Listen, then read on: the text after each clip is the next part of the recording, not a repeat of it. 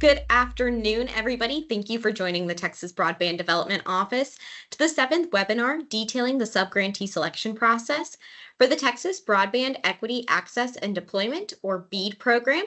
I'm Erin Bennell, Senior Broadband Program Coordinator here at the BDO, and throughout the presentation, I will be joined by John Wilkins, a member of our team helping to implement the program. If you have questions throughout the presentation, please submit them in the chat. If you are unable to use the chat, please email your questions to broadband@cpa.texas.gov.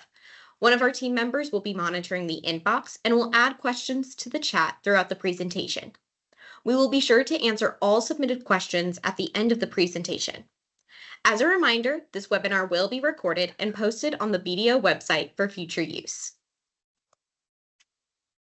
In this presentation, we will talk through core components of the application portal for Form 3, including how to submit your project area and severability matrix. Additionally, we will share clarifying details around fixed amount subaward milestones and templates in Form 3. In this first section, we will give an overview of the BEAD program. Funded by the Infrastructure Investment and Jobs Act, the BEAD program is a $42 billion federally funded program aiming to get all Americans online. Texas was allocated $3.3 billion in BEAD funding to achieve 3 goals. 1, achieve universal broadband access and quality service. 2, augment deployment projects by increasing broadband subscriptions through affordability and adoption strategies. 3, design, build, and run an efficient, compliant, and competitive grant program. The vision for Texas's BEAD program is to improve quality of life and promote economic growth by enabling fast, reliable, and affordable broadband connectivity for all residents and businesses of Texas.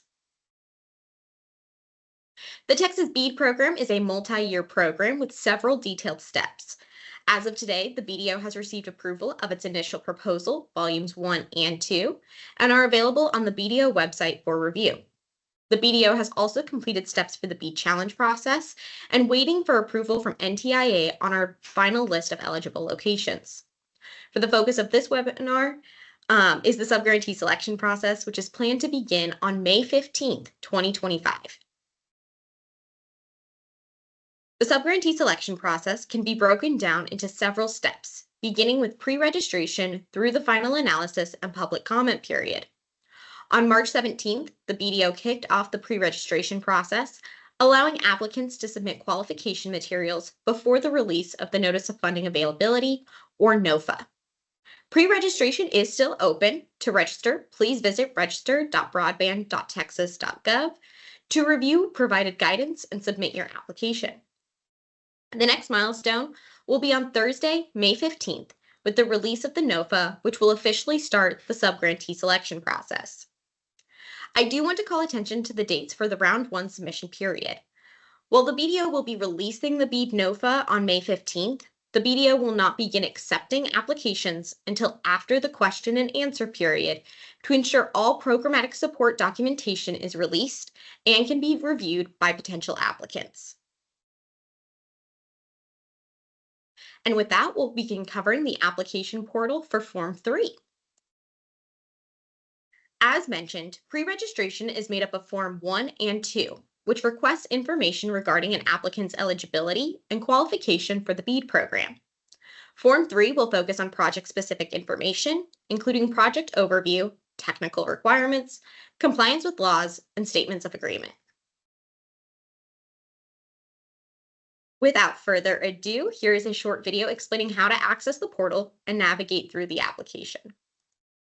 In this video, we will be doing a walkthrough of how to navigate the Texas BEAD portal. We begin here on the Texas BEAD registration page. You'll notice if we scroll down, you'll see some relevant program links that you can explore. And then above here, you'll see here we have a login button for returning users and a registration button for people who have not yet registered to use the portal. If we click login, it'll bring us here to the login page of the portal, and you'll simply enter your credentials. If you have any issues logging in, the best option is to begin with the Forgot Password button. Or if you are still having login issues, you can send an email to txhelpdesk@ready.net. Once you log in, the portal will bring you to this home page. And to access the BEAD applications, you'll want to look for this Apply for BEAD node on the left, and then you can open this dropdown. After you click the dropdown, you will see two categories here, pre-registration and BEAD applications. Pre-registration is required to be an eligible BEAD applicant, and this includes Forms 1 and 2 of the application. These are the applicant-specific portions and must be submitted before the BEAD application. You'll notice across the top, as you complete each of these sections, you will receive a green check mark upon the section being completed. Once all the sections are complete, you can review and submit on the last page. For your records, you are able to download a copy of your application as well as your CSV of your locations. I would like to note that you can come back into your portal and download these documents at any time. They will remain accessible for you. Moving on to the BEAD application, which is Form 3, you simply click the BEAD application section on the left, and to begin a new application, you will click this blue Start New Application button. To begin a new application, you will give the application a name. Similar to Forms 1 and 2, as you complete sections of the application, you will receive green check marks across the top. So once every single section receives a green check mark, you will move on to the review and submit portion of the application.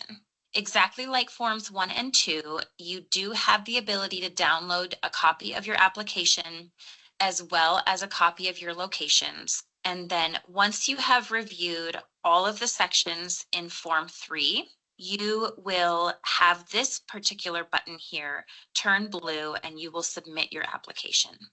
Thank you so much. I do want to clarify one thing from this demo before we move on, and that is Forms 1 and 2 do in fact have to be submitted before you get access to Form 3.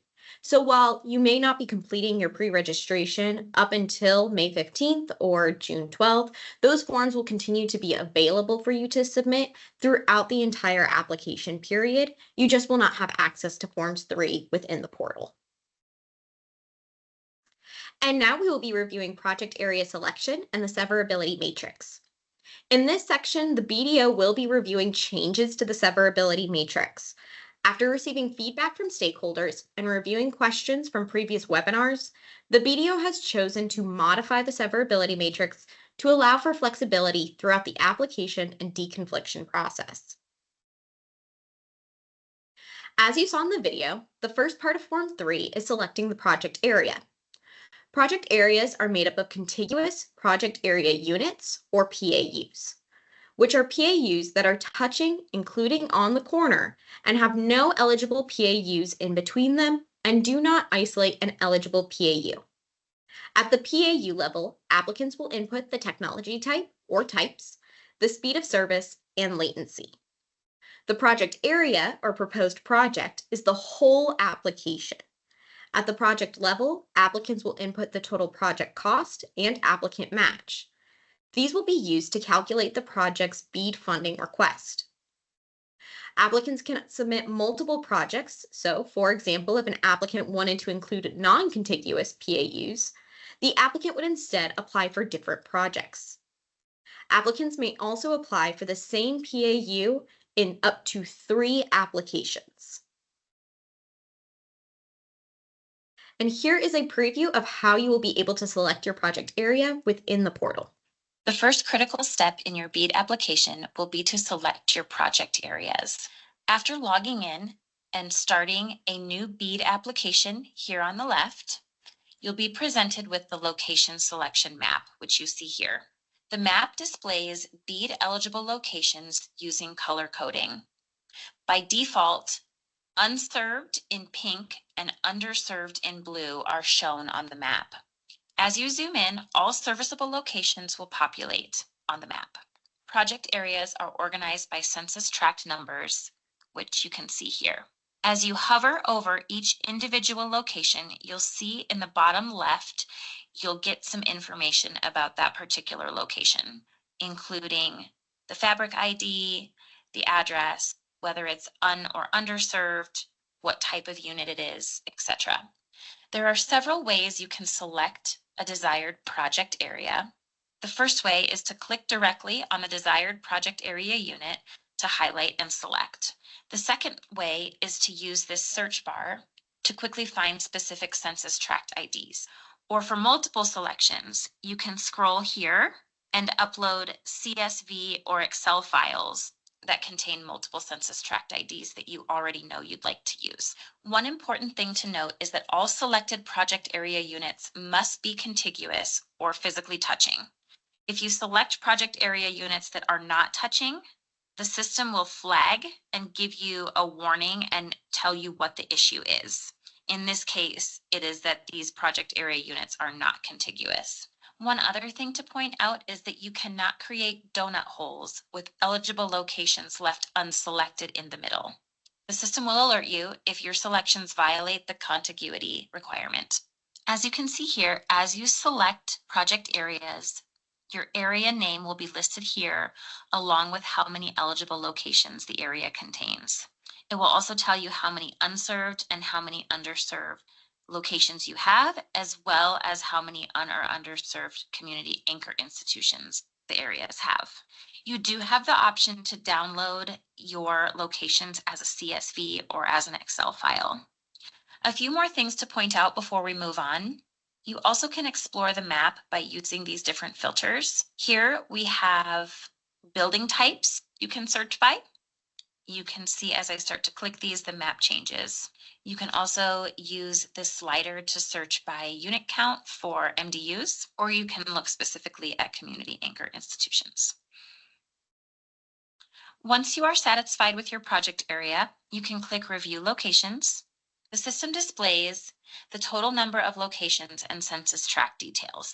Once again, you can download this information as a CSV or Excel file for your records. As an optional next step, you can select up to 20% more locations that are categorized as served to include in your project areas.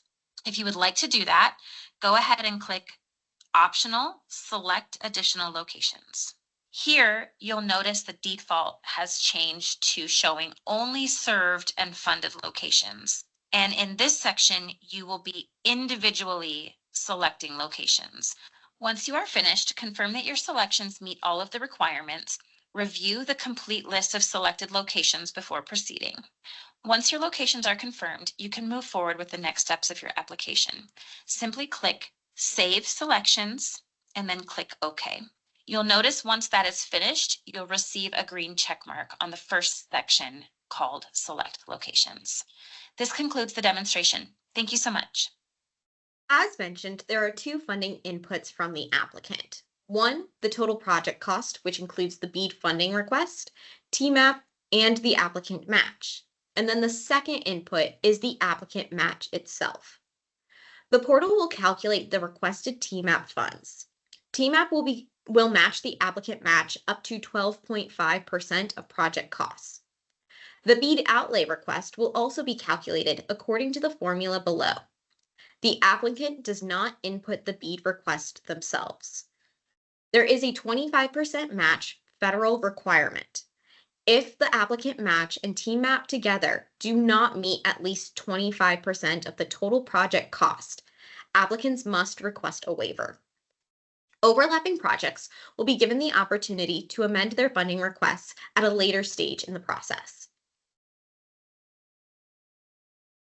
The BEAD outlay request is a factor in BEAD outlay per passing, which is a primary criteria in scoring.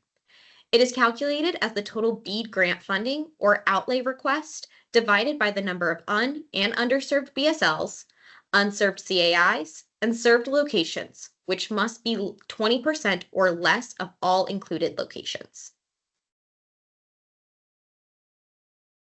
During the BAFO stage, or best and final offer, applicants whose projects overlap with another applicant will be able to submit a severability matrix. The matrix indicates acceptable sub-projects if the original project area overlaps with a higher scoring project. In the matrix, applicants may submit up to 5 sub-projects. Applicants will indicate the PAUs included in each sub-project, as well as the project cost and applicant match for that project. In the deconfliction process, the severability matrix will only be considered if necessary, and the sub-project will be rescored with the corresponding BEAD funding request. This is a change from previous guidance. Applicants will no longer be asked to complete their severability matrix at the time of application. Severability is best used if there are subsets of the original project you are willing to take on.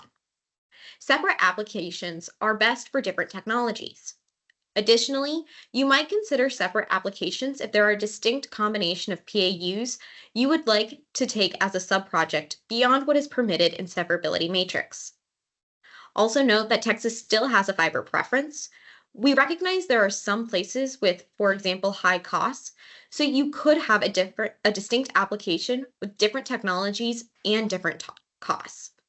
And with that, I'd like to invite John if you has anything he'd like to add to this section. Yeah. Hi, Erin. Thank you. Yeah, let me add a couple things, and also it'll tee up the next couple slides that are coming up. We are, over the next couple slides, by the way, going to really break down exactly how the severability matrix will work, because as Erin said, this is kind of a clarification and actually change to some of what we talked about on that prior webinar a few weeks ago. But let me just step all the way back for a second. First, I think our frequent audience members will recognize that, especially these last 6 or 7 slides that Erin's gone through and those 2 video demos, you know, these are very important. It's very important that you really understand how this part of the process works, because it's very fundamental to how you're going to submit applications. Second, before we talk more about the details of the severability matrix, just to step back to the first principles here. The Texas BEAD application process, it's designed to actually do 2 things. On the one hand, it is designed to be really simple as possible for applicants that only have a simple project to propose. And so everything we're talking about on this slide and the slides to follow actually are optional, right? If you have an area of Texas and you have a PAU with some locations in it that you would like to serve, and you have a certain type of technology and that's what you want to do, you can very easily, as the video demonstrated a few minutes ago, very easy. You click on that PAU, you put in an amount, put in a technical diagram, and that's it. Very clean and simple. On the other hand, you know, Texas, it's the biggest BEAD state in terms of funding. It's a huge state in terms of area, number of locations. And to have a successful outcome, the state also realizes that we need to give applicants as much flexibility as possible to describe maybe more complex needs, right? Let's say you're not a small provider who only wants one project in one place. You're a larger provider, or a provider that's looking to expand in Texas. You might have lots of different preferences. Everything we're going to talk about on this slide and the slides to follow is really about allowing applicants to clearly express more complex interest in projects, which, by the way, is also the way the state will succeed in our BEAD challenge, which is reaching every location, right? So on the one hand, we want to make it really simple if your needs are simple. If you have more sophisticated, complex needs, we also want the process that will support that. And that's really the heart of what we're talking about here. Before we go on there, let me just say one last thing about this slide, by the way. So as this slide, I hope clearly shows, there are really two different approaches that the Texas BEAD process is going to make available for applicants that want to present a more complex set of proposals. So the severability matrix, as Erin's talked about a bit, and we're going to show you some slides in a second, that's really the base case for an applicant that says, here's the project that I most want, and it's a multi-PAU project. That's my first choice. However, I realize this is a competitive process. I realize that maybe one or more than one of the PAUs that I am most interested in, someone may put in a higher scoring application, so I might not get what I most want. The severability matrix gives you the ability to say, well, if I can't have what I most want, I would also be willing to take this, or this up to 5. And we're going to provide a nice clean way to express that up front so that as the state is processing all the applications, we know that. On the right-hand side of this page, the separate applications. So just to be clear, because this is also a bit of a new clarification, the same applicant can include the same PAU in up to 3 separate applications. Okay, so the base case is said here, pretty easy. Let's say that you could do all fiber for one cost, hybrid fiber fixed wireless for a second cost, or all fixed wireless for a third cost, or any permutation of technology. This is the easy way to do that.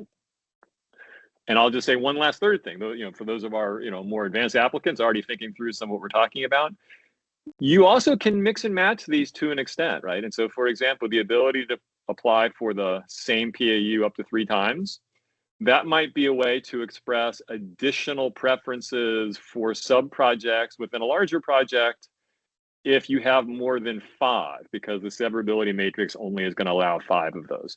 So just as you're listening to the next couple of slides, and we're going to put out some additional written guidance on the Form 3 instructions to lay all this out, that's what you should have in mind. If you have simple needs, frankly, this is all not that useful for you. If you have more complex needs, our goal is for Texas to be the state that gives you the absolute greatest ability to express exactly what you would most want, so the state can have the most options to serve everyone. Okay, sorry, that was longer than my usual intermission, Aaron, but hopefully I gave you a chance to catch your breath, and let's look at these next couple slides now. Thanks, John. To ensure the new severability process is clear, we're going to walk through an example here to demonstrate how this severability matrix will work. So first, severability matrices will only be provided with a BAFO request. A BAFO request will only be sent to applicants whose project or projects overlap with another applicant and will have the opportunity to complete this matrix to match their new offer. In the matrix, applicants will indicate acceptable combinations of project area units should they not be awarded the whole project area they've applied for. In this example, the applicant has applied for a project area with project area units 1, 2, and 3, which are shown on the screen in that light blue color. In the BAFO round, they completed the displayed severability matrix, which is on the right side of the screen. For each one, they note the PAUs included and the associated project cost and applicant match for each subproject. As a reminder, these numbers are inputs to the BEAD outlay or funding request. And I'll just let you all take this in for a second before we move on to some example outcomes for this particular applicant. And just Aaron, as they're processing, so again, going back to the simple base case, what you're saying here is what you most want is the left-hand side. I want PAUs 1, 2, and 3. The cost is $10,000. I'll match $1,250, and the state adds it. And that's my first choice. That's what I most want. But if because somebody beats me in one of those 3, the right-hand side is all the other options that you would also be willing to do. In this first scenario, the application does not overlap with any other applicants, so they never even had to submit the severability matrix, and they will be awarded the total project area. In the second example, application B, which is in yellow, overlaps with application A on PAU 1, which is shown in green. Because application B is higher scoring, they will be awarded. And we turn to application A's severability matrix. None of the subprojects sever project area unit 1, i.e., the applicant would only accept a subproject if it includes that one project area unit. So application A is removed from consideration. In the second example, they overlap with project area unit 2. In this case, the severability matrix is considered. Subproject B is larger than, I'm so sorry, my notes appear to be off. However, in their severability matrix, the applicant agreed to remove project area unit 2 and have subprojects 2, which is project area unit 1 and 3. Because they were willing to sever, they are awarded for project area units 1 and 3. And one note I do want to make is that in this situation, the BDO will be able to award non-contiguous projects. They just have to be submitted as contiguous projects. And if in the process of severing and figuring out deconfliction, some projects get broken up, that is completely okay. John, anything to add? Yeah, I think the last thing you're on your notes. So I think observant audience members will also see that technically subproject 3 also could be viable, right? I mean, in theory, you could also award just one. But again, the state's goal is to cover the most locations. And so in a situation like this, the state will always take the one that covers more locations. So in this scenario, 2 or 3 could be viable, but the state will assume that you want 2 because it has more locations in it. Thanks, Sean. We similarly want to provide details and further updates around the reimbursement process. The BDO has elected to allow 2 pre-deployment milestones, and the rest will be reimbursed with subsequent milestones. In order to ensure awardees that elect to use the letter of credit waiver are able to submit their reimbursements in a timely fashion, the BDO will be requiring quarterly reimbursement on a per location basis. However, if an awardee completes 25% of milestones before the quarterly reimbursement, the awardee can submit a reimbursement request before that quarterly deadline. It is essentially whichever one comes first. Note these quarterly reimbursement schedules are based on calendar days from the time of the award, not fiscal quarters. And finally, we will review Form 3 templates. The Texas BDO will require applicants to submit an update on all publicly funded projects being completed by the applicant. The templates must be completed for both state and federal projects in the state of Texas. Here is a preview of the template. For those of you who participated in Boot 1 or 2, you will notice that this is a little bit different. For BEAD, we ask for this information on the project level rather than the location level. Applicants will also be asked to provide details on privately funded broadband infrastructure projects in Texas in the last 5 years. Here's a preview of the template. When submitting this within the portal, applicants will be asked to download the template, complete it, and then upload it with their application. So please use the template that we do provide. That ends our programmatic updates. We have one more webinar next Wednesday on May 14th. In that webinar, we will be covering federal and state compliance requirements. The BDO is expecting additional time, so if there are any additional topics you would like the BDO to go into more detail, please let us know in the chat or email us. After this, we encourage you to attend the remaining subgrantee selection process webinars. Also, please regularly check for updates in the Texas BDO newsletter and on the Texas BDO website. Please sign up for the BDO mailing list to get updates on the final list of eligible BSLs once it receives NTIA approval and our notice of funding availability becomes public. Additional information can be found on the website, including the initial proposal volume 2. You can also find the previous webinars covering other parts of the subgrantee selection process on our website. Additional details and guidance on the forms for pre-registration can be found on the Texas BEAD application guide, which is available on our application portal. And with that, we will pause and take any questions. Hey, Erin, we have quite a few questions in the chat already, so I'll just start from the top. Someone would just like to confirm that for round 1, applicants can start to submit Form 3 on June 12th. That is correct. Okay, our next question, will providers be allowed to submit pre-registration after May 15th? Yes, the pre-registration forms will remain available throughout the application process.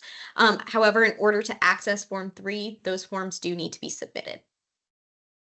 Thank you. We've got another one. What is the timeline for the Q&A period after the NOFA is posted on May 15th? Typically, we allow 2 weeks. The final timeline that we have for the Q&A period will be available inside the Notice of Funding Availability. Thank you.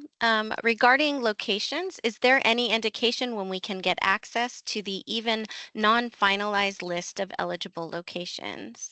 Yes, those locations are currently available on our application portal landing page. There are two lists, one for all of the residential business BSLs and then another one for CAIs. Thank you, Erin. And I'd also like to note that someone included the correct link to that in the chat. Thank you, everybody. Another question, why would an applicant want to include 20% served locations in their project areas? What's the logic behind this? So I'm not going to speak for other providers, but the feedback that we've heard regarding the 20% is in some situations, you do have to move through a community or a district or a region that is already labeled as served. But because you're laying infrastructure down already, it is best to just connect them in that process. So due to just the way that projects need to be developed and structured and engineered, we're allowing a 20% grace for served locations to be included in your funding request as you build out these projects. Yeah. John, it looked like you had something else you wanted to add. No, I was just going to add, I mean, that is in the federal statute. So the federal BEAD statute, if you look at it, one of the very first definitions is it defines essentially what an eligible project is, and it defines it as it has to be at least has to be comprised 80% served or unserved, 20% can be served, and it's for the reason that Erin said. And if you actually look at the maps of Texas or frankly anywhere else, you do see that unserved locations sometimes are not off on their own, and that a real world project does need to sometimes naturally pass those. And so the congressional language essentially acknowledges that.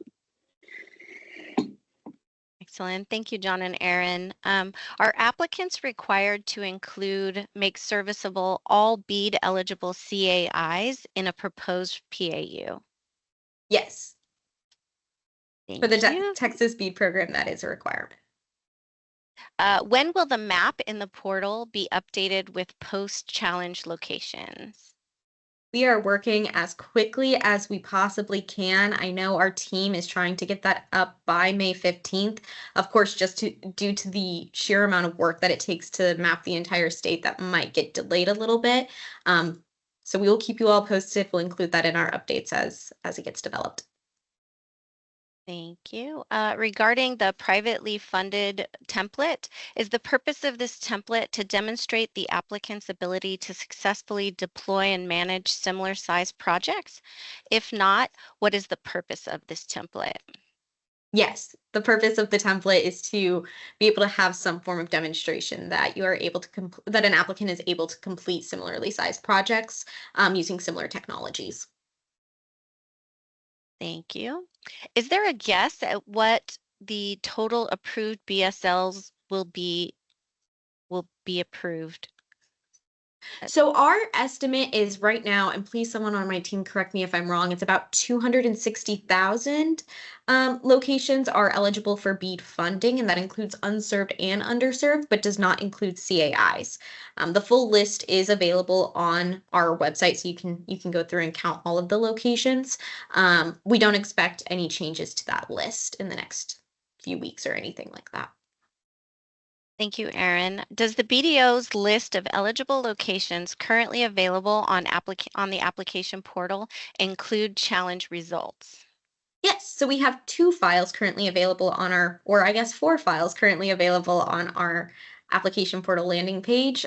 2 files, one for BSLs and one for CAIs, maps out all of our challenges and our final determination from those challenges. And then the third and the fourth file are the standings, so served, unserved, or underserved BSLs. Thank you. Where can the PAUs be accessed? We will be releasing the final breakdown of PAUs on May 15th to go with our publishing of the Notice of Funding Availability. Our PAUs are based off of census tracts, so you can access the breakdown of census tracts through the US Census. They have some downloadable maps that you can use as a base to start mapping out where those locations are and the size of your projects. Thank you. Looks like we have one more, Erin. If 2 round 1 applicants submit overlapping PAUs and severability causes one or both to no longer be round 1 qualified, how is that handled? So I do want to clarify that we're talking about a different thing called candidate pools, which is where your projects get categorized based off of the technology that you used and the percentage of unserved versus underserved. Once a project enters into a candidate pool, it cannot be moved out of said candidate pool. That would just cause so much back and forth and jumbling around. But John, please feel free to add some additional commentary there. Yeah. I mean, it's a good question, and it's actually similar to the point Aaron made back on the slides about contiguity applies to your main application, but if as a result of severability, you might not have a contiguous actual award. It's all the same principle. I mean, essentially, both the candidate pools, contiguity. The principle is we want the proposal that you give us that you most want to do to meet those requirements. However, because of the size of the map, the complexity of possible overlap, we're going to be realistic and said, well, if as a result of resolving deconfliction of projects, the actual awards we make might not technically follow those, we're not going to worry about that. We want those constraints to apply essentially on what you propose to us. So in this example, as Aaron said, if as a result of a severability decision, you might not meet a candidate pool 1 versus 3, doesn't matter. You stay in the pool that you started in. Additionally, I will say, because candidate pool 1 is a fully fiber project, if you are a hybrid project, you'll automatically end up in candidate pool 2. So if the removal of your PAU is a fiber one, that wouldn't disrupt the way that we've categorized it. Excellent. We've got a couple new questions, Aaron. Is the public and private funded project template for just Texas or include all states? I believe this is one of those things that's uniquely Texas, but John, I know you have some experience in other states, so feel free to add commentary. Yeah, no, well, let's see. I can't speak for every possible state, but it's not one that I think we've seen elsewhere that I'm aware of. And again, it's consistent though with states are allowed to implement BEAD in ways that also reflect state priorities. And I think Texas is saying, we really want to see that you've done this, putting aside whatever grants you've got. We just want to say that you've done it. Excellent, thank you. We have another question. Does the BDO anticipate that every application, sorry, it moved. Does the BDO anticipate that every application will include the drop cost to all CAIs or simply the cost of passing the CAIs and therefore positioning the CAI if they request service from the awarded ISP? Service will be provided within 10 days of CAI request. John, I will let you take this one because it looked like you had an immediate response ready to go. Well, I think actually the end of the question got to, I think, the heart of it, which is, for the purposes of BEAD, the standard is the 10-day fulfillment, or 10 business days upon request, right? That's the standard to say you have passed the location. Now, drop costs certainly are eligible expenses for sure. But remember, the real question that you're facing is how much grant money do you want? What match are you going to commit? I mean, that's what scoring is going to be based on. And so it's a bit of a business question, frankly, for you. You certainly are allowed to include drop costs. That obviously would cause your grant request to be higher. It could affect your scoring. But then the fundamental performance standard is, if requested 10 business days, you can provide the service at the required level. And of course, for CAIs, that default level is the gigabit symmetrical level. So it's got to be a fiber last mile or a fiber drop, presumably. Excellent, thank you. Someone is requesting that we put slide 14 up again. Righty, let's see if I can get back there, everybody. I believe this is slide 14. Thank you, Aaron. And then we have another question. So we need to list everything we won nationwide. That is correct. Well, no, so sorry. Just for the state of Texas. We just want to know what's happening in the state of Texas. You apply for all 50 states, then yes, you'll be reporting all of that information nationwide, I'm sure, at some point. Okay, Aaron, we don't have any questions for the moment in the BDO inbox or in the chat. Thank you, Andrea. And just a reminder, this is a recorded webinar, so just to ensure everyone's privacy is kept, we will not be taking questions on camera or on microphone. All questions need to be submitted through the chat. Okay, Erin, we have another question. Does placing fiber through an area that's considered served automatically contribute to the 20%? For instance, if there's no intent to serve, but fiber must be placed Nope. through the alleged served area, will that count towards a 20%? Nope, I can take that too. So, Okay. so again, these are both in the federal statute. These are not Texas unique overlays. So it's, as the question said, there's two separate issues. You can run fiber, say middle mile fiber or some kind of distribution fiber through a served area. And that is specifically allowed under the BEAD statute. So for example, let's say that you have some interconnection point somewhere, you have a bunch of eligible locations that you have a grant for that's 2 miles away. You got to run fiber from your interconnection point to wherever you're then going to start serving your last mile eligible locations. If that is running through a served area, doesn't matter, that can be an eligible expense for the purposes of your BEAD grant. Okay, so that's kind of piece one. Now, piece two is if along that same served area, I mean, remember sort of the conceptual thing here is like, what's a served area mean? Like, what does it mean to pass by the location, right? But if along the way there are served locations, and actually it's relevant to this slide we're looking at, and you say, look, in the real world, my project actually is going to also allow me to provide last mile service to these served locations, you can select those two, and that is a separately permitted step in the BEAD statute. So the BEAD statute says locations can be up to 20% not served for an eligible grant, and then separately, fiber that goes through served areas in the service of reaching the eligible location, that's also permitted as an eligible expense. Okay, Erin, we have a question about slide 14.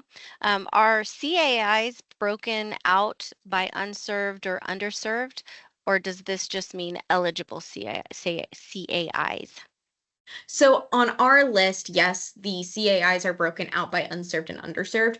What I do want to clarify, though, is if any CAI does not reach the Texas standard of 1 gig symmetrical in terms of access, then that makes them eligible for BEAD. So in this context, I would just say include all unserved CAIs equals eligible CAIs. And I'll just bring us back to our questions page in case someone needs access to that email address. Are you able to tell us without specificity,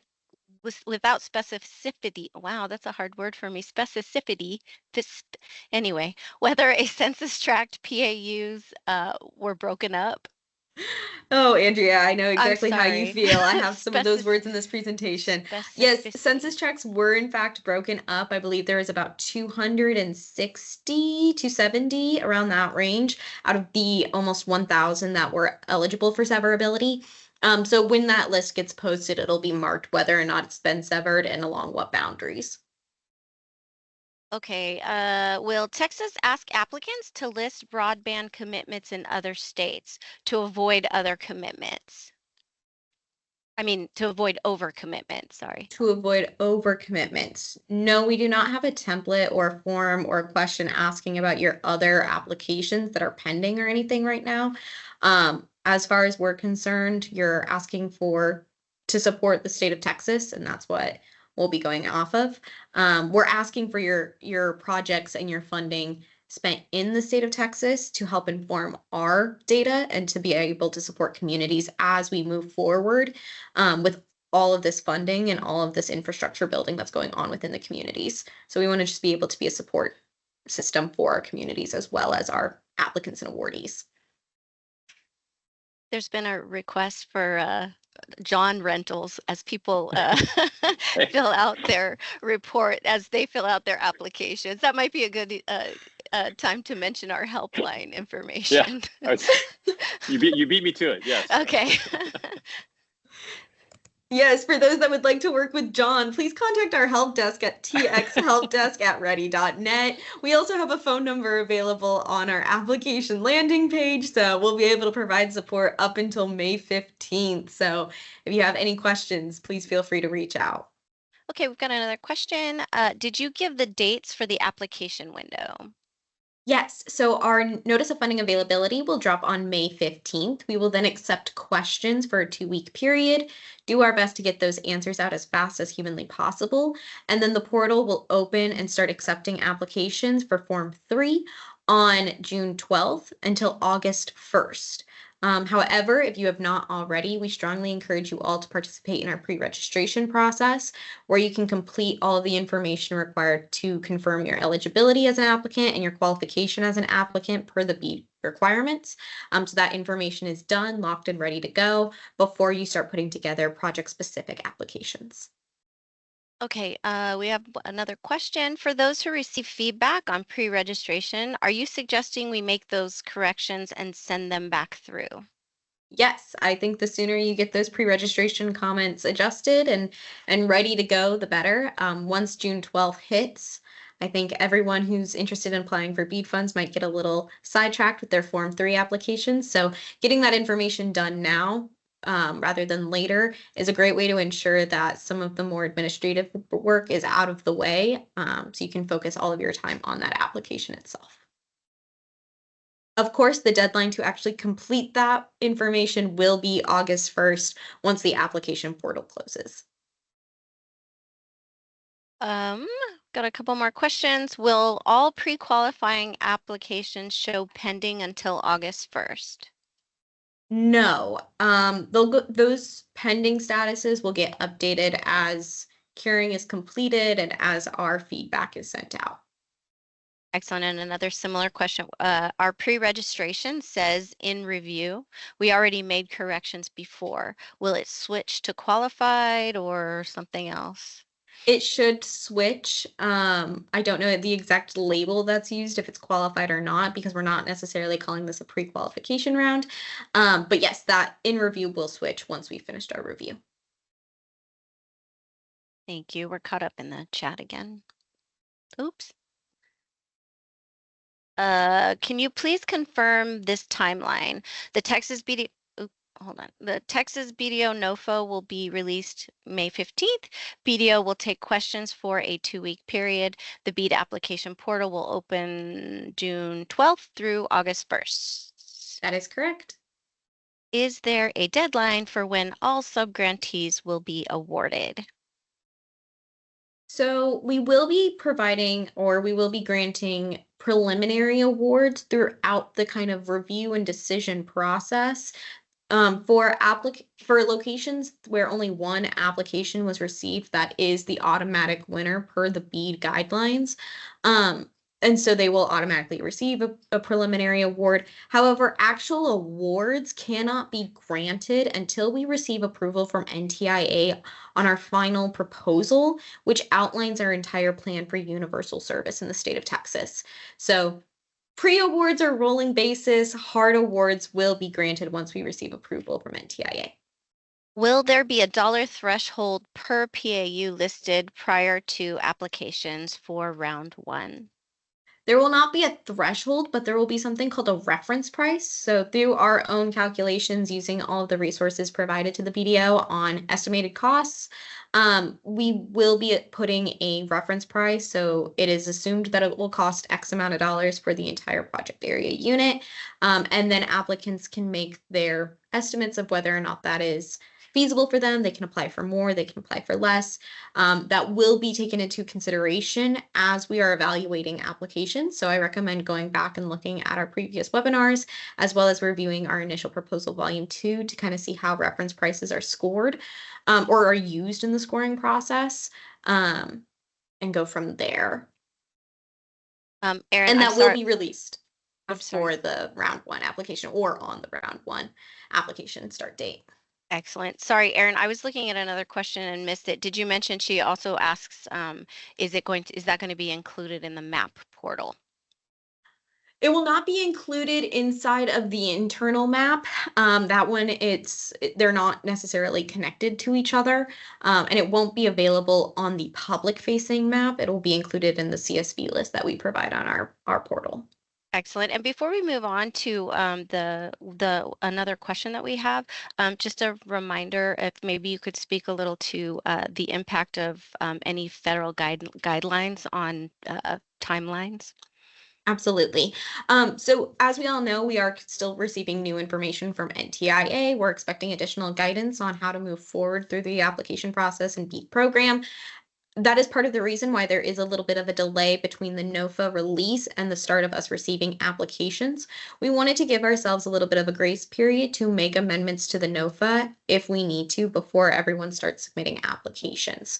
That being said, we are able to amend the NOFA as new guidance comes out. So please watch our posting to make sure that no amendments have been released or no edits have been made to the NOFA and to the requirements that are expected of our applicants while you are submitting your application. We, of course, will do our best to try to update applicants if there are changes to the NOFA, but at the same time, we do want to alert you that that is a possibility. Thank you, Erin. Will a subgrantee agreement draft be available to review during the application window? Yes, there will be a draft grant agreement. I will also note that we are not going to be negotiating grant agreements. The grant agreement that you see in the NOFA is the grant agreement that will be provided for all awardees. And so if you do have any questions about that grant agreement, I encourage you all to get those questions in during our 2-week question and answer period. Excellent, thank you. And then, so a CSV file will be sent listing each PAU and its reference price, just making sure she understood that correctly. Yes, it will be available. I will not be sending it to you personally, unfortunately, but that will be available on our portal for you to review. Is there any chance on the possibility of committed federal funds to the state being pulled back by the feds? I am not willing to comment on what the federal government is going to require of the states to do. We're just waiting for additional guidance. However, our comptroller has stated that if there is an overage of funds, the state of Texas would be happy to put those back as long as we do not need them for deployment and deployment adjacent projects. Of course, if you would like to read the comptroller's official statement on that and quote him on what Texas would be willing to do, I highly encourage you all to read that letter. It is available for all of you to read. How will the splits of tracks be communicated?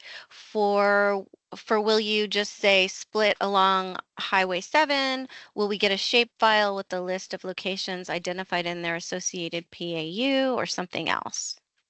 So I haven't, the way that we are planning on doing this is to have a written communication of how we are subdividing along within the census tract and have it be very, very, very clear. That being said, we will not have a shapefile ready for you all to review on May 15th. As I'm sure so many of you know, it is a huge lift to map and build these shapefiles, especially on a statewide level. So that will be available on the public-facing map through our application portal for you all to see exactly how that gets broken up. And if we have time with the development of everything, we will be releasing that shapefile so that you all can map accordingly. So just be prepared. There may be a little bit of a challenge with posting that shapefile, just again to the size of the data that would be available. So that is subject to change whether or not we post the shapefile or not. All right, well, if there are no more questions, thank you all so much for attending our 7th webinar. I hope you all have a great rest of your day and a great rest of your week.